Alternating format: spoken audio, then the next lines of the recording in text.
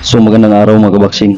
So breaking news muna tayo sa kakatapusan po ng laban sa pagitan ng dalawang Mexicano na sina undisputed super middleweight champion Saul Canelo Alvarez at Jaime Munguia. Panalo po si Canelo mga kabaksing at nanatiling undisputed sa super middleweight.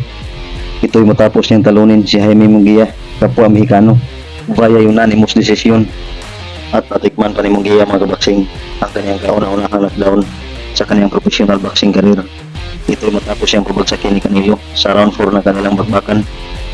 Pero nagawa pa namang bumangon ni Munguia mga kabaksing at nakarecover at tapusin hanggang sukdulang 12 rounds. At dahil sa pagkatalong niya ni Jaime Munguia mga kabaksing ay natikman na niya ang kanyang kauna-unahang talo sa kanyang boxing career. Nasa ngayon ay may kartada na si Munguia ng 43 wins, 34 knockouts at may isang talo na mga kabaksing. Samantalang nananatiling hari si Canelo Alvarez mga kabaksing sa super middleweight division na umabanti na ngayon ang kartada sa 61 wins, 39 knockouts, 2 talo at may 2 tabla. So sa palagay niyo mga kabaksing, sino na kaya ang susunod na makalaban ni Canelo? Benavides na kaya? Samantalang sa common event sa nasabing bakbakan mga kabaksing ay panalo din at nadepensahan ni Mario Barrios ang kanyang interim WBC belt kontra kay Fabian Maidana.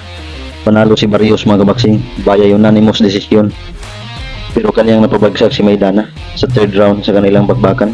Samantala sa iba pang undercard mga kabaksing sa pagitan ni Brandon Figueroa at JC Magdaleno ay panalo si Figueroa mga kabaksing via knockout sa 9th round at kanyang nadepensahan ang kanyang WBC interim belt sa middleweight division.